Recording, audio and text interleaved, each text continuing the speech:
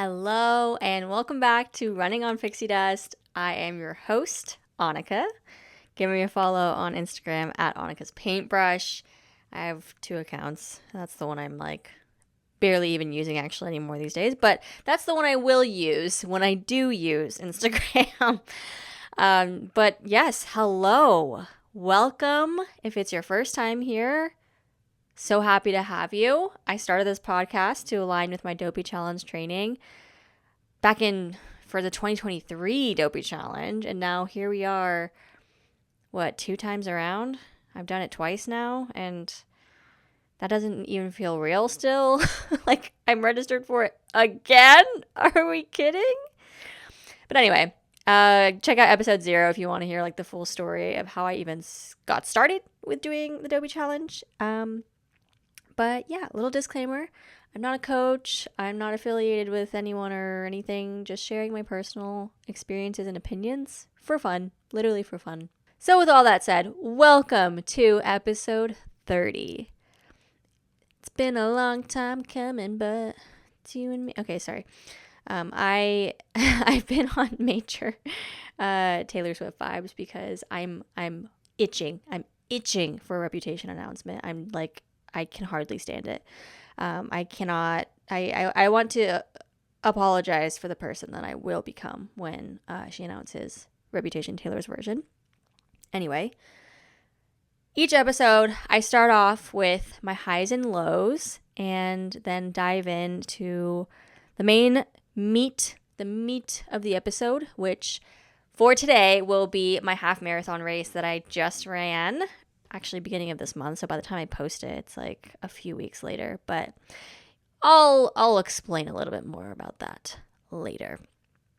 So kind of tying together my highs and lows, because it's for each high there was a corresponding low, unfortunately. So my first high was I've spent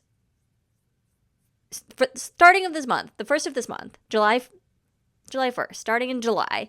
At that point, I had been completing 16 weeks of training. 16 weeks. That's a lot. Which is awesome. I was so dedicated and I was honestly so powerful in that training. And I grew so much. But the low of that is it was 16 weeks of training. 16 weeks of running multiple times a week. Those early wake-up calls. There were many times when my alarm started in the 4s, and that's always rough. To be consistent with that when your life doesn't stop, I'm still working, I still have a dog to take care of, and I know I don't have children by choice, oh my god. But still, life doesn't stop because you're choosing to train for a marathon, and I think that's been an interesting topic of conversation, especially with people with significant others, of how just time consuming it really is, because it is time consuming and expensive, which is a whole nother topic. But it's a lot. And to go back to back with all these races that I've been doing this year, it's been a lot. But that might be another topic for another episode. Next high is I set PRs for my race. My low for that is I didn't set the PR that I wanted. So that was a really big bummer, and that's basically what the whole episode is about, so you'll hear all about that. But my next high is that I registered for Wine and Dine, which this has given me the will to live again. I am so excited. I don't know what the heck I was thinking skipping registration for that when it opened, because I remember on that day I was so torn. I was I don't know if I want to sign up.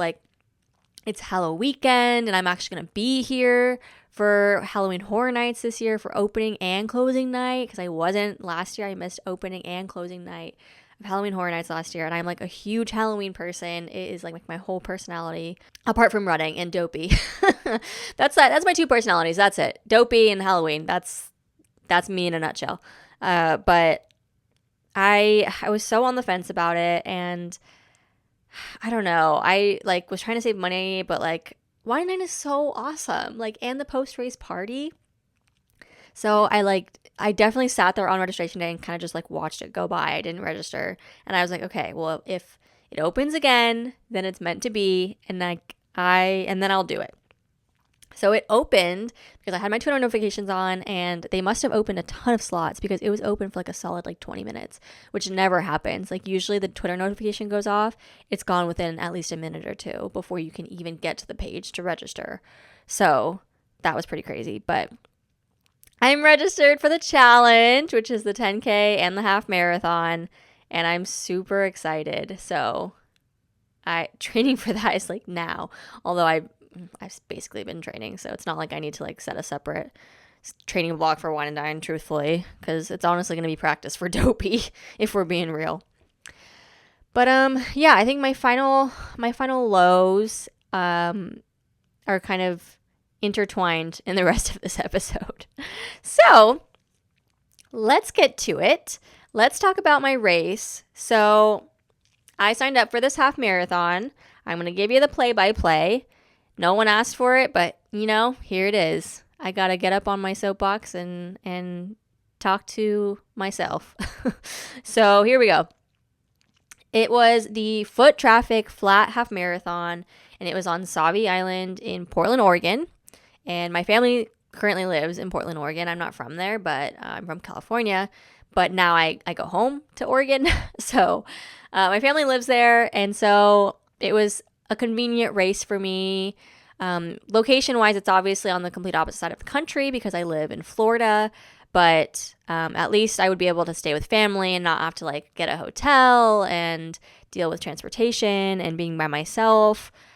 So I signed up for this race. So kind of some background for that.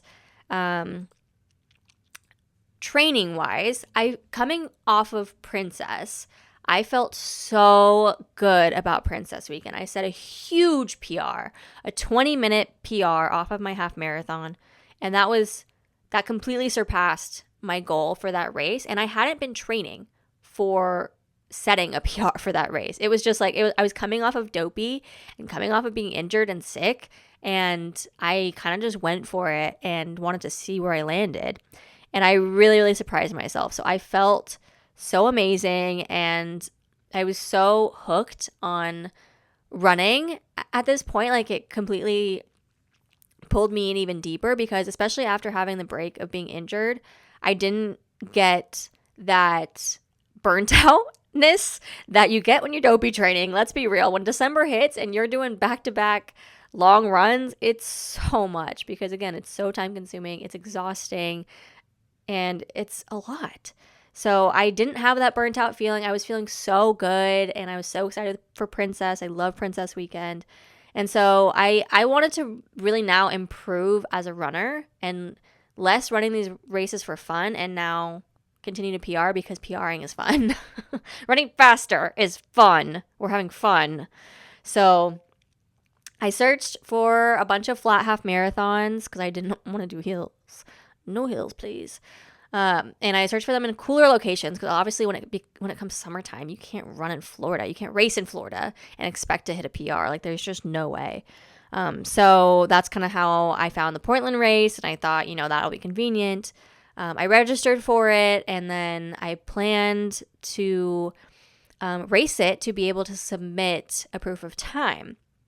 Now, in the past, proof of time for marathon weekend hadn't been until like September. So that's like when it normally was. It was a little bit later.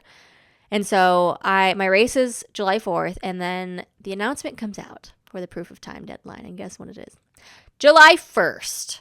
So that was really annoying, and I couldn't really see that coming, but I kind of saw it coming after they released like some other race information, like for the Halloween race and wine and dine, the proof of time deadlines moved up. So, I mean, it was like kind of a given that it was going to move earlier, but I was just hoping that it wasn't going to be after, or no, the deadline wasn't going to be before my race, because I was, the whole point of like wanting to do this race and wanting to train so hard for a time goal was based on kind of the old proof of time guidelines for Run Disney. So based on the old guidelines, before they moved the submission that it is now, from if you're slower or faster than a 2:15 half marathon, which is 2 hours and 15 minutes, it was 2:15 and now it's 2:30. So you needed about, I think my friends had calculated this out, and you needed about like a 2:08, which is 2 hours, 8 minutes, half marathon to get into Corral B, I think it was, for dopey. Because dopey, you have the marathon, you have to do like, I don't know if it's a 10 miler or higher or a half marathon or higher. You can't submit like a 10K for proof of time for the marathon portion. So you had to submit a half marathon, and I really wanted a good corral for dopey this year, and I wanted it. I wanted to start off and, I don't know, be around more people running my pace. And it's not always that way with Run Disney. Like, unless you're an elite runner starting off the pack, like, okay, I get it. I'm not going to have the course to myself. But I did want to jump in the corral. Like, I felt like I was ready to take that next step and kind of push myself harder and work my way up there and like earn my spot, basically.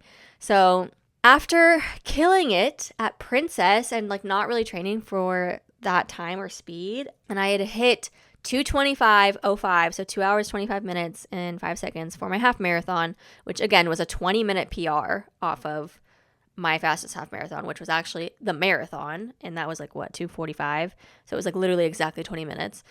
Crazy. This 2:25 that I ran at Princess is sub 2:30 for the new proof of time guidelines, but no one knows how it's going to break down with like the new corral system. I don't know what they're going to do. When we're not going to see it until the Halloween race weekend at Disneyland.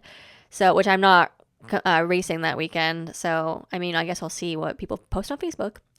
So even with the new proof of time guidelines, I still wanted to just shoot for that 2:08 to kind of just have that target in mind. It essentially is an arbitrary number at this point, because the whole point was to get a better proof of time. And since they're moving the proof of time, it's just like no one really knows what's going on. But I mean, I thought it was a good, difficult goal for me because I had set goals for my past few races and I was blowing them out of the water by like 15-20 minutes. Like, let's be real, I didn't set a goal that was hard enough.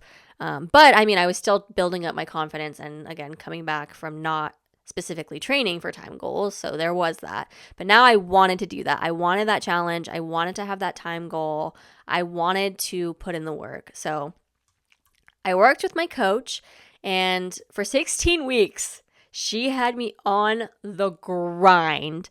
Like, I was running 4 days a week with some serious speed work, and like I was strength training and getting so many steps in, and was going pretty hardcore with this training for me, considering this was probably like my hardest training session I've done ever, because again, I had never really done speed work. I'd done maybe like 1 or 2 speed workouts in my life, because I mean, I started out as a brand new runner who had like run half marathons back in 2019, but like walked it, but not matching intervals. It was kind of just like chilling, having fun, PRing and fun. Like, there were 0 time goals and there weren't any really race efforts at all.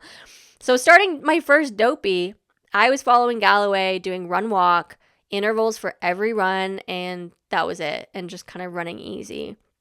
So apart from like a couple speed workouts that I would do with my friends when they would do their speed workouts, which like killed me. Like, that was so foreign to my body.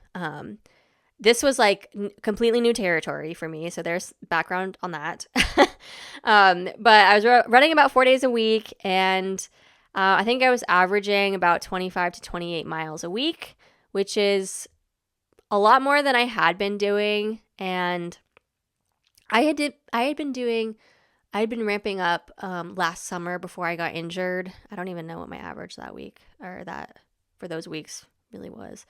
But I know for this training cycle, I had at least 1 or 2 weeks at over 30 miles.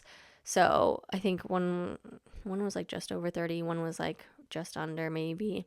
And so 30 miles a week, that's a lot. Like, that is a lot for just any average old Joe. Like, that's your average person granted, like I have been training as an athlete for like a while now. So like I felt good there.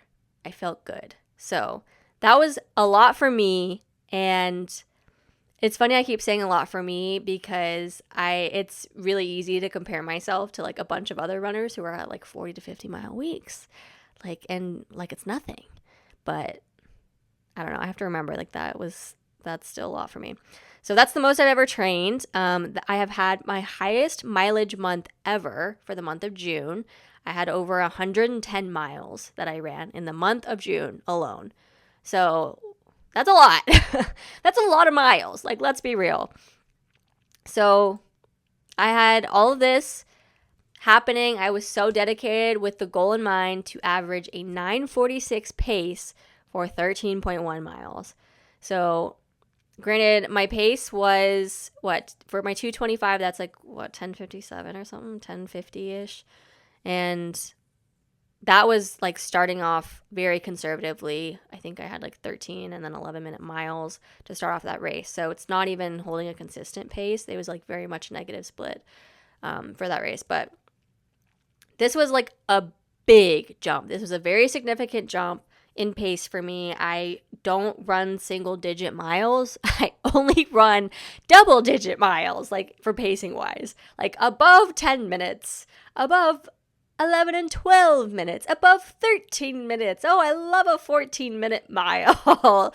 Like, those are great. Those are very nice. Very, very nice. So a 9:46 pace for 13.1 miles. That's fast. That's fast. So over those 16 weeks, I made a lot of improvements and I was feeling good. And I traveled to Portland on July 2nd and stayed with my family, and then picked up my bib on July 3rd. So I had a day to kind of like get into the swing of things and not go right into the race because that sounds awful. But race day comes, and the course is one lap around an island. So it's Sauvie Island in like Portland area. It's kind of like farmland, and goes like under bridges and stuff. So it's a cool location. Like, it was pretty. And I'll get into that. So it was flat. It's known to be a flat course. It's meant for people to use it as like a proof of time race for qualifying for other races, essentially. So the half marathon was one lap, and there was a tiny out and back on one portion of mile 4. And they also had a marathon at this race, and the marathon like went up for like a longer out and back a different direction and then continued the rest of the island, which seems like a rough marathon, to be honest. But my start time was 6:34 a.m. It was a very interesting, like, small local race, which I don't do very many of. Like, I'm very used to Run Disney. I've done, I don't even know, like 100 Run Disney races at this point. Like, I should really go count my medals. I'm looking at them and I'm just like 3, 6, 9, 12, 15, like 25, 30, like it just, and not even all my medals are hanging up. But they had like an early start for the marathon, which was kind of interesting because I got there really early to get parking and for my parents to kind of like set up camp because like they were going to be sitting there waiting for me, and like they were there to support me, which was so nice. And it was sucky for them only because they could only see me at the start and the finish. Because it was one lap around an island, there was nowhere to spectate. And since it was technically like residential areas, they only had one lane open for like residents. And so all the runners took up half the road, and it's not like they could like follow me and continue spectating. So they had to just wait for me at the finish. But we got there very early. I like had my game face on. I had my plan. I got my warm-ups in. I did like a little warm-up run, just like an easy little warm-up. I did a couple of strides just to get my race pace in my body for the morning, and I was feeling amazing. Like, I was feeling really, really good. I wore my hydration vest, my Solomon, it's like Advanced Skin 8 or something. I wear it for all my long runs, and so I just felt comfortable in it. I wore it for my half marathon at Princess and the marathon. So I felt it's very comfortable for me, and I've used it during training, and it was just like natural. And I don't like to hold things and like pack my pockets with stuff. And for this race, they weren't doing many like grab cups, like paper cups. They were trying to get people to like bring their own cups and bottles, and they would have like refill stations. But for me, since I was like racing for time, I didn't want to have to stop and like have someone pour into like a bottle of some kind or like deal with that. So I was like, nope, I'm going to be self-sufficient. I'm going to carry everything I need, and it's what I'm used to anyway. So I did that, and the race start was super casual. It was kind of a weird setup because how you parked and where you walked into like this like pumpkin patch area, and because it was like on farmland basically. And it's like a big pumpkin patch with like barns, and it was a pretty big area, but where you come in, it was like the start balloon arch situation, and they had like all of your the time mats and everything. But you had to, like, when you're coming from the parking lot, you walk under like the start and finish line. So the entrance was the start and finish of where everyone had to be. So it was kind of interesting, a little weird. And they would kind of stop people and then let the runners go when they like started running, and then people would just be walking on the course. So I don't know, it was weird. We started at 6:34 a.m. It was interesting. I was kind of like, oh, we're going now. Like, we're going. Okay, we're running now. It's like, go. It's not really much of a build-up like it is at Disney. So it was crowded at the start, but I was zooming. And the crazy part is people actually start in the pace groups that they're supposed to. Isn't that crazy? That's something I'm definitely not used to from Run Disney. But they had people who were like, okay, if you're going to be faster than an 8-minute mile, you start first. And then if you're going to be like the 9:30 to 10:30 group, you start at this time. And so they like split us up that way. And then it was just kind of like you go where you think you're going to run. And so that was very, very nice. And I chose my correct group, the 9:30 to 10:30 group. And I started with them, and that was great. It was very crowded. But again, I like was able to kind of zoom around people a little bit. I programmed my pace targets into my Garmin, and I added like little notes, because when you create a workout on Garmin and you set like the pace targets, and if you program any kind of workout, you can add a note. And I would add little things like, okay, start off easy, and then I would set that for a couple of miles, and then my next section of miles I'd put a little bit of a faster pace target. And then I would add another note like, okay, pick it up a little bit, or like, you're doing great, hold it steady. And I just thought that was like a fun thing to add for my race. But my goal was to negative split. So starting around like a 9:55-ish pace, and then drive home the last couple of miles at like 9:40, 9:30. So, which like, I honestly believed in myself a lot for that, because for my training runs, I had done consistently 10 to 12 mile long runs every single week for many, many weeks. And a lot of those runs had speed work involved. But for some runs where I would do a fast finish, I would run 11 miles and then I would like sprint mile 12 essentially. And that's when I got, I think, like my second fastest mile PR, like on a freaking hot summer Florida morning. You know, it was like 10 a.m. by this point. The sun was beating down. I was seeing God. I was half dead, dripping sweat, and I still hit a PR. So I was like, I felt strong. I felt prepared. I felt good. I was like, I can do this. So that was a scary goal, but like I felt good about it. So I hit mile 1. And I was slightly fast at 9:47, but like on target. That's still on target. And so my watch said I was going like 11:30 like ish when I was trying to get out of the crowd. So I like picked it up, kind of scared that like I was starting off too slow, and I didn't want that to hurt me, that I'd have to pick it up a lot later. So I went a little bit faster than maybe I really needed to. But miles 2 and 3, I was getting settled in, and my pace was 9:51 and then 9:46. So I was like very much on target. With the pace targets on the Garmin, it'll kind of like beep if you fall out of range. And so I set my ranges very specific to keep me on track essentially. Because for me, it's a little bit easier to fall off and not kind of realize that I'm slowing down. So that was helpful for me, and that's what I'd been training with when I had pace targets in my workout. So I felt very comfortable with that. So moving on to mile 4, that had like a tiny little out and back, but there was a hill. Like it was kind of a ferocious hill. It was like a hill, and then there was like a little flat, and then it was like another hill, and then you go out and back, and then you turn around, you come right back down. And so that was kind of interesting, and it was aggressive for a Florida girl who like doesn't have hills. So that was rough, but I think my watch said I was holding a 9:30 on the hill because I was pushing and I like did not want to lose my speed. So I think mile 4 I averaged 9:46, which like perfection, nailing it. Okay.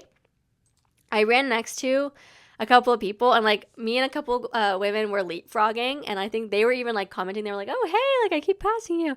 I think I was like trying not to die, and I had my music blasting because we had just done this hill, and so I like literally cranked up my shocks, and I drowned out everything. So I couldn't even hear her. I was just like, ah, yeah. And I was just like like dying. And it was interesting again because it's different than Run Disney in that everyone around you is like running your similar pace, which again, not something I'm used to. And it's so interesting kind of leapfrogging with people that like you feel like, oh, I'm going to pick it up a little bit, but like everyone around you is like also kind of picking it up. Like we're all running the same pace, it was a wild experience. Mile 5 comes around, I'm cruising, I'm perfectly on pace, and like I'm doing good. Like I'm not heaving. Like I know I just made a dramatic like breathing sound, but I really wasn't out of breath. Like I was still doing well, and like mentally I was like, I'm doing perfect. And so that was really, I was feeling strong. And I got next to this other woman, and we were perfectly on pace with each other. Like shoulder to shoulder, we were absolutely running the exact same pace. And it was like for I think the entire mile, like essentially the entire mile 5, we were right next to each other. And that again was so weird because I kind of feel like my pace would like fluctuate ever so slightly, but we were so in tune with each other, and like we didn't say a word. We were completely silent, but I think we were telepathically like acknowledging each other, and that was just fun, and that was cool. And we hit 9:48, so still on target. We're still hitting it. Mile 6, I'm beginning to be like, God damn, I'm not even halfway yet. I'm not even halfway.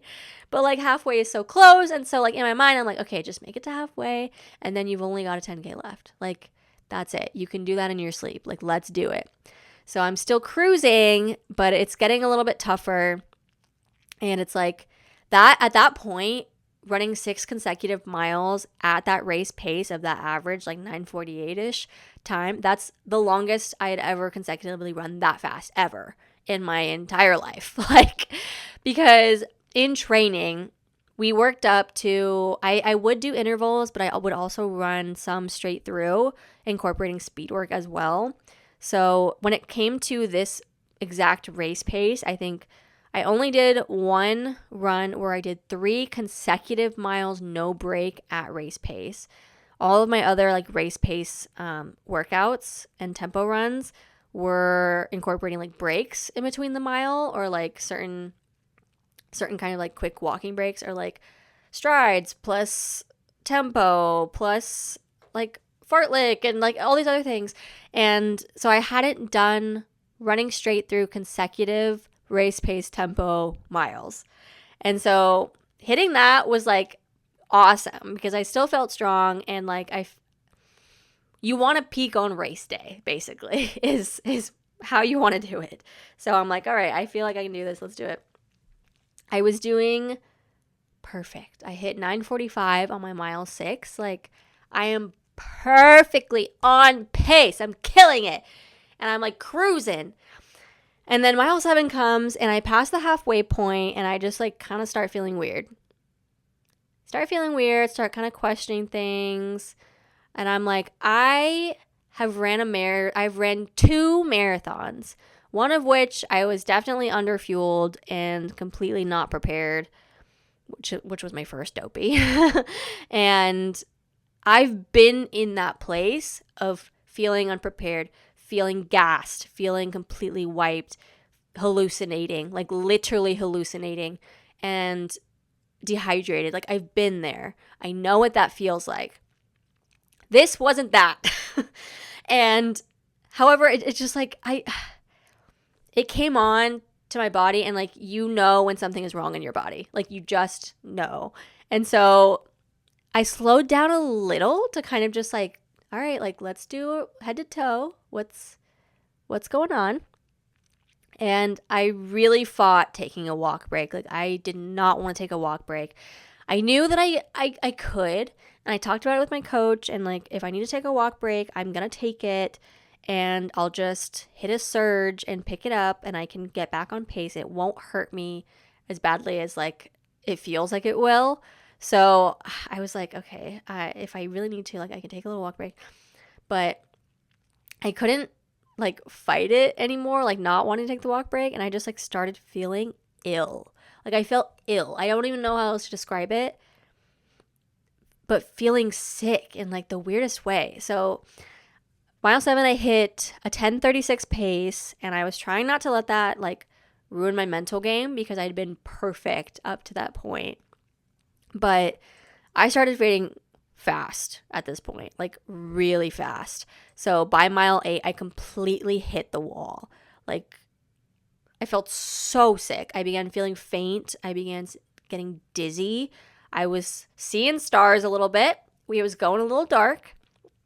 And again, just ill, which made no freaking sense to me because I was, I'm going to get riled up because I was so hydrated, and I'm going to list everything I did right, and then I'll kind of think about what maybe went wrong. But I was hydrating the entire day before. I took an element electrolyte drink the night before. I packed with me on my body for the race. I did my pre-race fuel. I had a Martin gel before the race even started to really give me that jump start of fueling. I was drinking water. I was hydrated. I had liquid IV in my front flask on my vest on me that I was actively drinking. And it was mixed with a Martin 160 drink mix, which is carbs, basically. So it's carbs and electrolytes and water. And I had water in my Camelback. So like I was hydrated. I was fueling. I had taken my Humagel at like 35 minutes, maybe even exactly at 30 minutes, because I wanted to be fueling every 30 minutes. And that worked really well for me for Princess and the marathon. And these are the same gels I've been training with all this time. Nothing new on race day.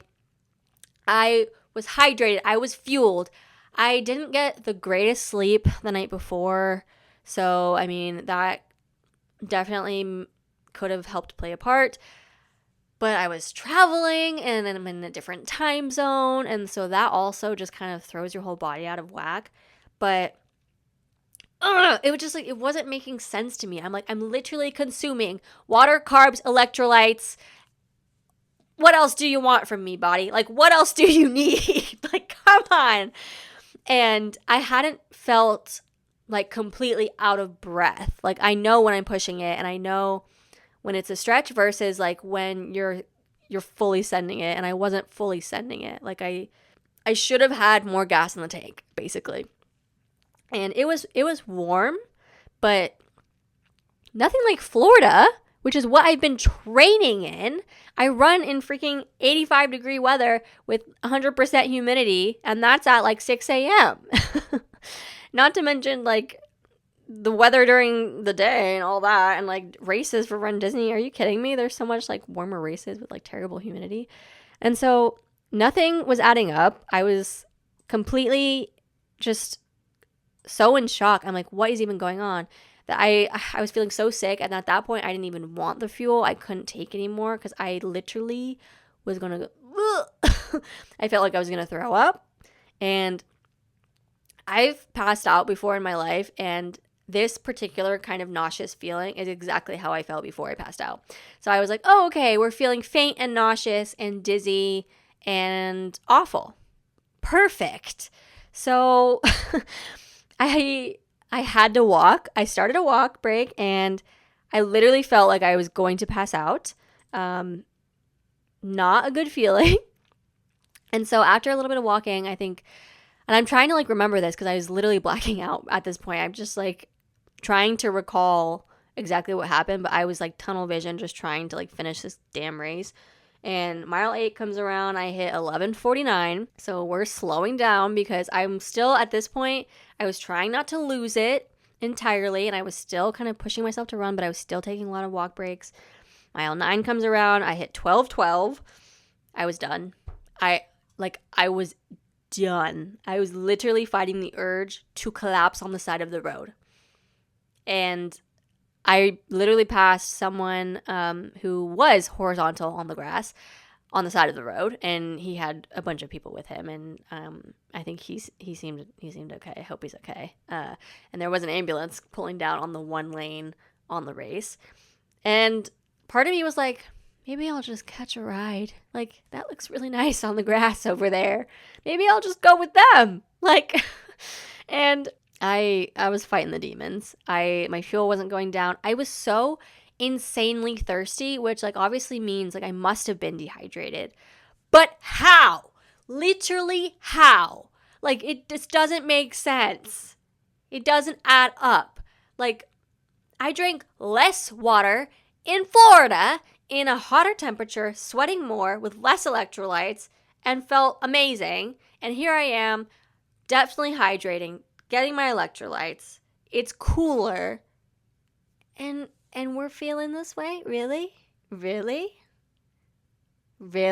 Like, ugh.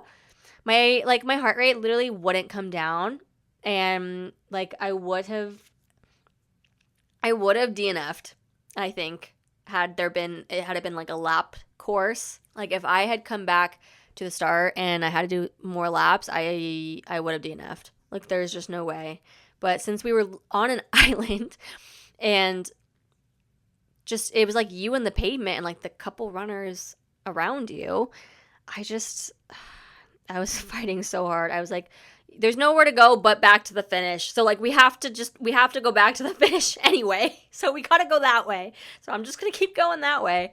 Mile 10, I hit 12:20, slowing down. Mile 11, I hit 12:48. Mile 12, I hit 13:05.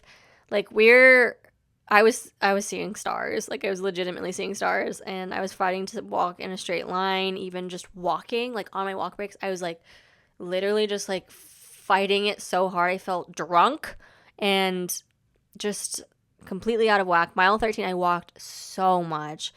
I tried to tell myself, like, you can still PR, because my PR was 2:25, and I literally was only a couple of minutes behind that, and I physically couldn't do it. Like, my body couldn't do it, and it just wasn't worth it for me to push. It's like, why do I need to push for that? Like, I'm not going to risk like cracking my head open on the pavement because I passed out from pushing it, when I like don't need to do that. Like, it's not that serious. Like, we just need to get out of here, basically. So mile 13, I literally hit 13:40, and I barely jogged across the finish line. I could barely do that. I got across the finish line. I tried to get water. I was downing it, and I found my parents, and I like was holding onto their arm, and I just basically just lost it, and I saw dirt on the side of like the finish chute, and I just literally was holding on to my parents, and then next thing I know, I'm like on the ground. So I collapsed in the dirt after the finish. Don't you love when that happens? Don't you just love when that happens? So yeah, of course, like, people called a paramedic and ran him on over. I was literally sitting just like trying to get it together and spinning, faint, nauseous, dizzy, ill. Like, just ill. I don't even know how else to describe. Like, my body was ill. I was ill. Like, physically, she's gone. But my paramedic was really cute, though. So, you know, positives. I sipped on some Gatorade, and it took me like about 30 minutes to even start feeling better. I was just sitting and breathing, and like my chest felt so tight, and again, I just felt so sick. Like, it just came on so fast. My finish time was 2:27:20.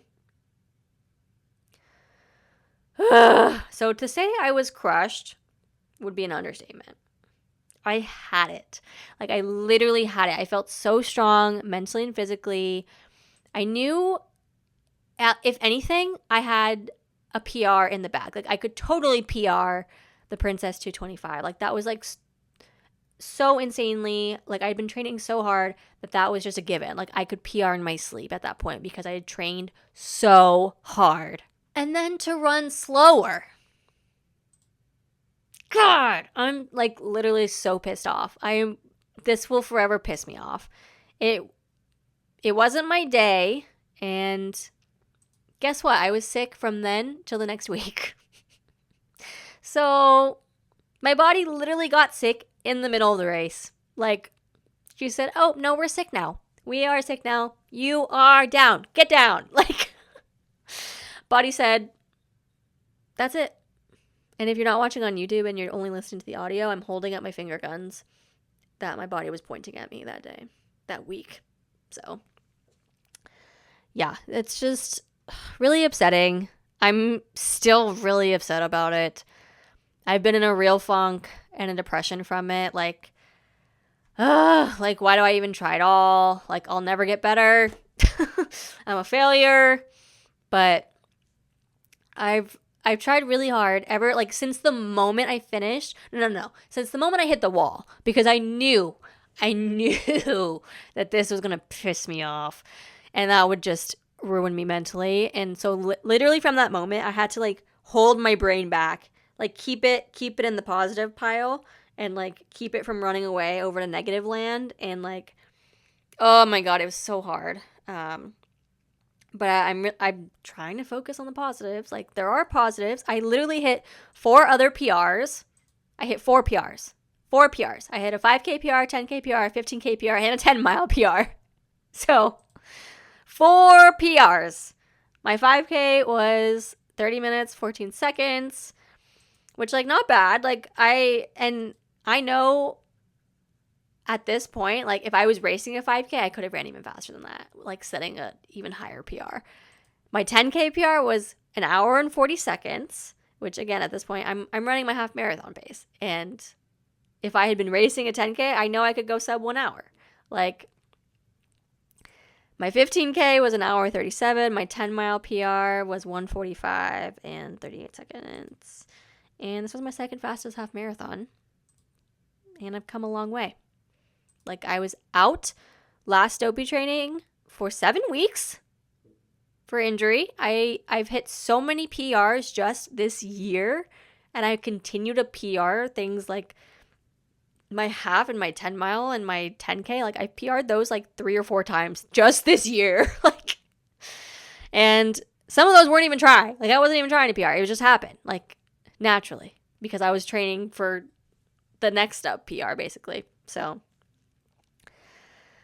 my magic mile, or like my full out like fastest mile PR attempt in August of 2023, so almost a year ago, my full out, like, this was my time trial for the mile, was 10 minutes and 8 seconds. So I was 10:08 last August. Like, that was my hardest mile I could run. Like, that was my PR for the mile, that I could run 1 mile and then that's it, full out. My mile PR now is 9:03. Which I've shaved off an entire minute. And in that time, I was injured. I was sick. Like, I took time off. And so it's like, I really have to like stop beating myself up about it. But I was like literally already in a bit of a depression after I've had like serious drama with people who are no longer my friends. And then to have this like completely blow up at my race, it just completely decreased my confidence, demolished it, really. And long story short, I'm not doing well. So, yeah.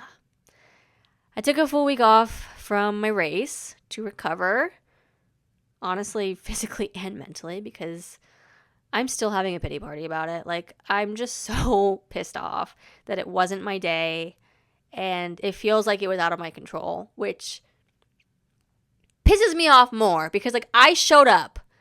I did the work. I showed up and I didn't get where I wanted to be. I've still got races to train for. I've still got things to look forward to. I'm just really pissed off and depressed. I'm so depressed, I act like it's my birthday. I cry a lot, but I am so productive. That's me.